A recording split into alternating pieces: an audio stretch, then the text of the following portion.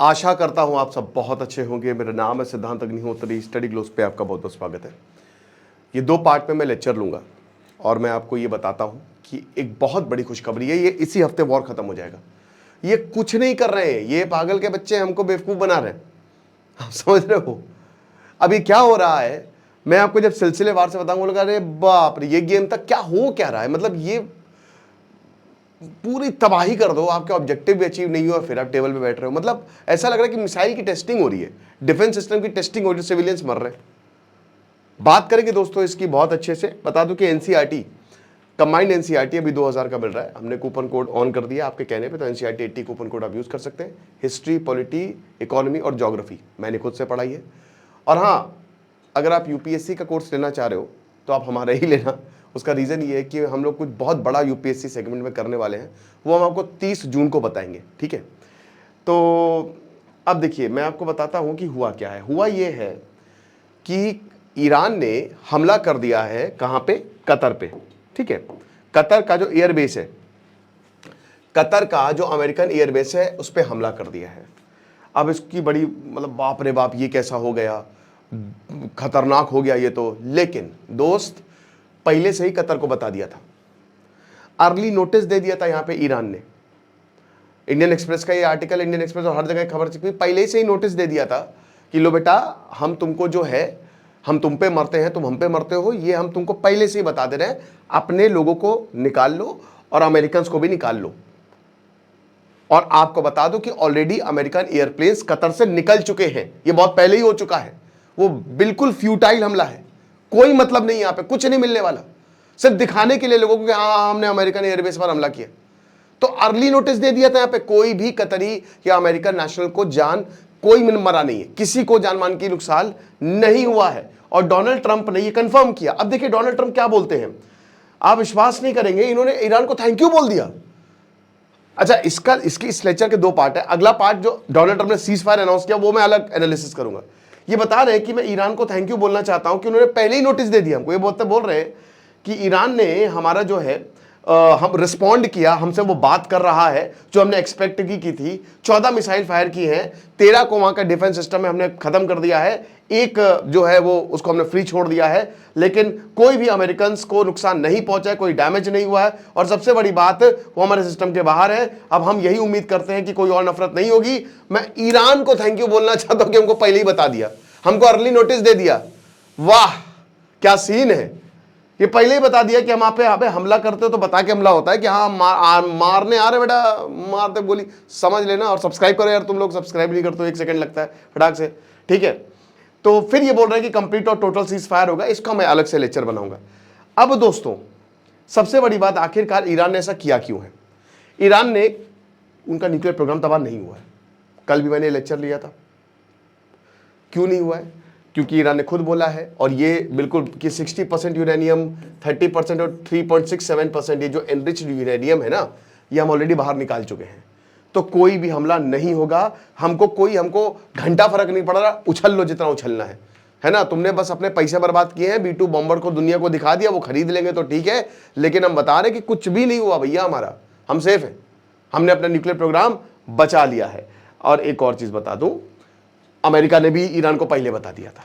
ये 22 जून की report, America ने भी पहले ही बोल दिया था, प्राइवेटली बोला था कि सुनो सुनो, हम तुम्हारे ऊपर हमला करने वाले हैं, हम हमला करेंगे, फिर टेबल पे आ जाना। ये बातें, मतलब एक तरीके से अमेरिका ने ये साफ साफ कहा था कि हम नेगोशिएशंस को रिज्यूम कर लेंगे, हम हमला करेंगे, तुम हमला करना, और उसके बाद नेगोशिएशंस होंगी, बस खत्म। तो इसी हफ्ते में दोस्तों ये वॉर खत्म हो जाएगा, आप देख लीजिएगा, ठीक है ना।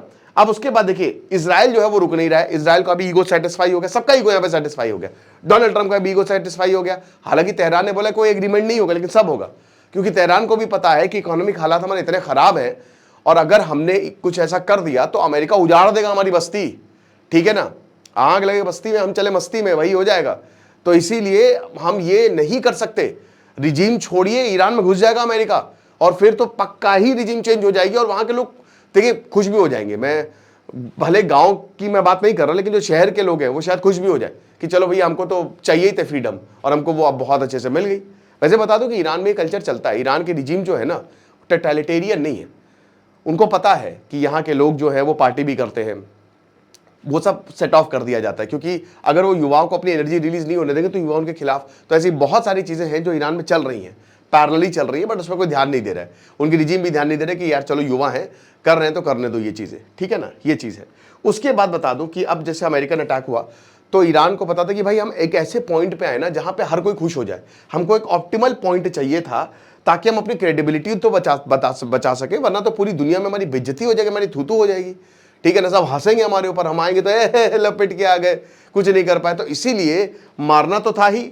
अब कतर को ही क्यों चुना, क्योंकि भाई सऊदी अरब को यूएई को नहीं चुन सकते थे, डायरेक्ट कॉन्फ्लिक्ट हो जाता। कतर भाई मीडिएटर है, कतर है कि अरे ठीक है यार कोई बात नहीं तुम मार लो, है ना, हमारे पास कुछ भी नहीं है। कतर ने भी बोला कि हम मारेंगे, लेकिन सब मीडिएटर है, ये अमेरिकन एसेट्स हैं, सब बाहर निकल गए हैं और कतर में ही मीडिएशन होगा, सब कुछ कतर में ही होता है।